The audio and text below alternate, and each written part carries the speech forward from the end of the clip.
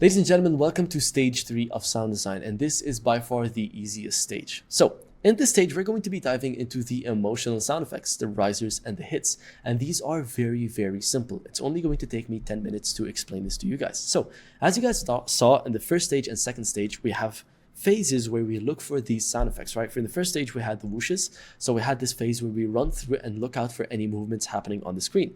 And the second phase, we had the textured sound effects. And for the textured sound effects, we were watching through the edit and looking out for any textured animations which we can add textures to using sound effects. And this last stage, it is very, very simple. The emotional side of sound design is affected by two things. We've got risers and hits. And you could just think of them like this. Where does my viewer need to anticipate a moment, and where does my viewer's anticipation need to calm down? So where do I need to release my viewer's hype, and where do I need to hype my viewer up? And the places where you have to excite your viewer, you can have a riser there to build your viewer up. And we're going to see exactly how to choose risers right now. And the places where you want to drop your viewer and have them relax a bit more, you can or have them come to a realization or drop their anticipation. That's where you can use a hit sound effect to drop their anticipation. So how do you look for risers and hits? Well, if we head over to Epidemic Sound real quick and just search up the word riser, the risers are a representation of a rising of an audio or a sound effect that consistently rises. And as it rises, it anticipates you, it makes you anticipate the moment a lot more. So check these out, right? Check these out. Check this out.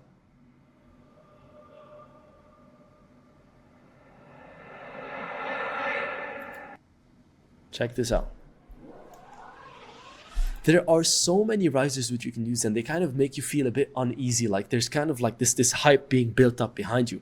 And for that reason, there's a few things to keep in mind when choosing risers. Number one, risers can sometimes be way too long, like this 8-second riser that we have here.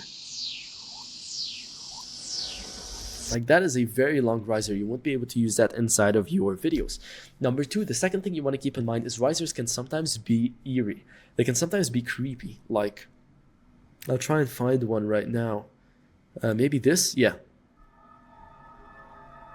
Like you can't use this kind of riser inside of your videos, right? So for that reason, whenever you're searching for risers, you always want to keep in mind, you want to use something that is like quote unquote viral, or something that is like, you know, simple, minimal, and very, very easy to make. And you don't want to use anything that's eerie or creepy or weird. You just want to use something that just works inside of your videos. One of the best risers I've seen is this one. Right, you can find it all over the internet. So we're going to make sure to download this one. This one's really good. The reason it is good is for two specific reasons. Let's go ahead and make sure we add a new folder, not inside of our textures, sorry. Let's make sure we add it outside. Call this thing risers and hits. So the reason it works really, really well is because it has no like weird or creepy effect to it. It just has a simple riser, and it's just quick and effective. Honestly, it's a 1-second riser. Let's keep looking through these if we have anything important. Let's see this. This is pretty good as well, right? So it builds up and it has a hit to it. So let's go ahead and download it. It's quick and simple, doesn't have a creepy effect. Let's just go ahead and go for one more. This is a horror one, so we definitely don't want this. Now this one's pretty good as well. This one's short and concise, so I like it. Let's go ahead and download these. And these are 3 risers which we can use. Again, the reason they are good is because they have a they don't feel weird, they feel regular, they feel like you're watching a movie and there's something exciting about to happen, and they are very short, which is a very, very big bonus for us. That's it for the risers. Let's take a look at the hits. Now, the hits are sound effects that release anticipation. So the risers just helped us build up, they helped us get more excited. The hits are what release that. So let's take a look at these impacts, or hits you could call them. You could call them impacts, some people call them impacts. Yeah. Whoops, some people call them, drops. So maybe a drop or a bass drop. Let's see, what do they call them on Epidemic? I know bass drop is definitely one. Yeah. So bass drops are the common ones which you will hear all the time. I've actually got a few saved. Let me quickly just try to find them. I believe they are inside of here. Yeah, so we've got a few hits saved over here. This is what a hit sound effect sounds like. All right, you probably couldn't hear that. Let me just quickly do that one more time, just so make sure you guys hear it. That is what a hit sound effect sounds like. They're called cinematic booms. Here's another one. All right, we could go ahead and find them on Epidemic Sound by searching up a boom. like this. And the way that we also choose good hits is, number one, they have to be short because some of them can be really long. And number two, they don't have to have any kind of extreme or very kind of like extreme starts. They don't have to have a rough textured start. So some of them sometimes might have things like, this is okay, sorry. There's some which are really heavy. There we go. See, so whenever you're choosing hits, you want to make sure that you are choosing hits which are simple and cinematic. This one's very good, so let's go ahead and download this one. This one's going to be over here, so let's go ahead and just download it, right? This one's okay. This one's way too intense. Like, this one is creepy. This one as well. This one has a texture to it. So you notice the ones which aren't good are the ones which are extreme. We want something subtle. We don't want anything heavy because this is going to be in the back of our sound effects. So you've got your top sound effects, which are the whooshes for the movement. You've got your mid sound effects, which are the textures. And you have the bass sound effects, which are these ones. They are like the hits and the risers. We want to make sure these are as subtle as possible. Let's just find one more. Let's take a look at this one. Yeah, I think this one is pretty good.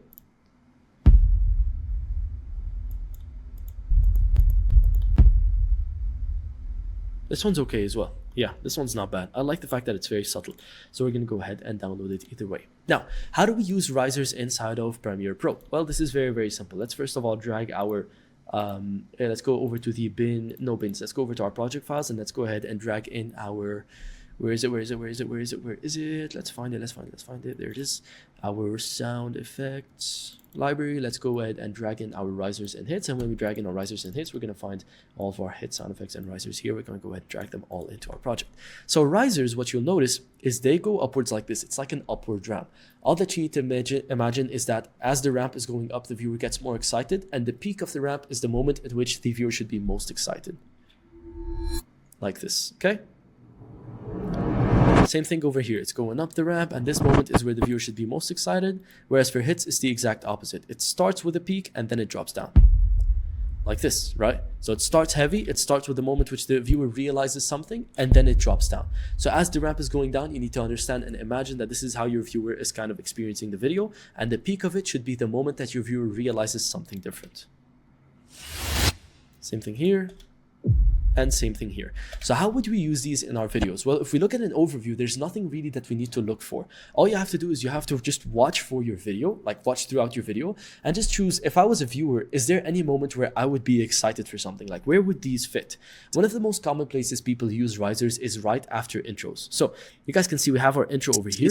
This is a sample video. Since you want the intro to build up the viewer, we tend to use these risers right under our intro. So we just put them like, let's go ahead and add another audio track. Sorry guys, we need a lot of audio tracks when it comes to sound design. Add another audio track right here. And we tend to use these risers which build up to this moment, right on our intro. So basically all I'll do is I'll watch the intro, and this is the cut where we go from intro to body. So for that reason, I'll come here and I'm going to align the peak of my riser. Let me expand this so you guys can see it. The peak of my riser with the cut right here. So basically what happens is as the video cuts, the riser finishes. So we build up the viewer over to the cut. Check this out. This is a sample video. Sample video is, look at how nice that looks. And the best way to do this is literally like, this is a life hack. Every time you're as an editor editing any kind of intro, just place a riser right after the intro. You're going to thank me a lot. This is a sample video. Sample video is where I speak and I take a few pauses. Sometimes as we're watching this, just think, is there any place where the viewer needs to come to a realization? Or is there something big being revealed where the viewer's anticipation needs to be dropped? Or is there any place where the viewer needs to be more anticipated? Sometimes I might even say important things like this. Other times I'm probably going to say something absolutely useless. So with this being said, as we watch, this is a small example, so it's hard to find the right moment. This is a sample video. Sample video is where in this moment, there's nothing really exciting, and I take a few pauses. Sometimes I might, but in this moment over here, there's a big realization. There's a big thing that we just understood, which is important. So now we could just grab one of our hits. Like I'll probably just end up using this one, and we could just place this right at the reveal. So as the thing is being revealed, we could just place it right here. Sometimes I might even say important things like this. Other times I'm probably going to say something Absolutely. And then there's nothing else to be hyped. Now, you guys are going to practice this a lot more in our final example in this course. But with this being said, this should kind of give you an understanding of where to use risers and hits. Remember, risers are just to build up anticipation, whereas hits are to kind of like release the anticipation of your viewer, to kind of bring them to a moment of realization.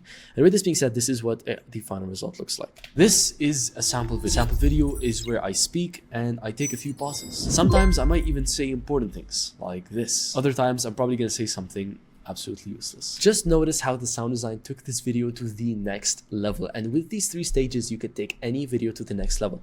As a matter of fact, in the next video, I'm going to be breaking down exactly how we do this to a way longer video. So we're going to be taking a complete reel that's edited that you guys have never heard about. And we're going to practice a lot of UI animations, a lot of clicks, a lot of mechanical sound effects, a lot of whooshes. We're going to be practicing all kinds of things. So if you guys now finally understand, as you guys remember, these 3 courses, these last 3 stages, we're just have to help you guys understand what sound design is.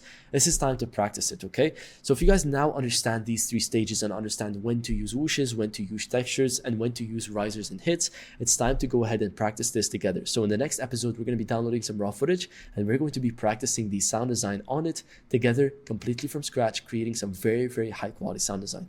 And with this being said, guys, we're going to be doing the entire process completely from zero in the next course, going through all 3 stages and everything in between. So I'll see you guys in the next course. You guys take care and we'll see you there.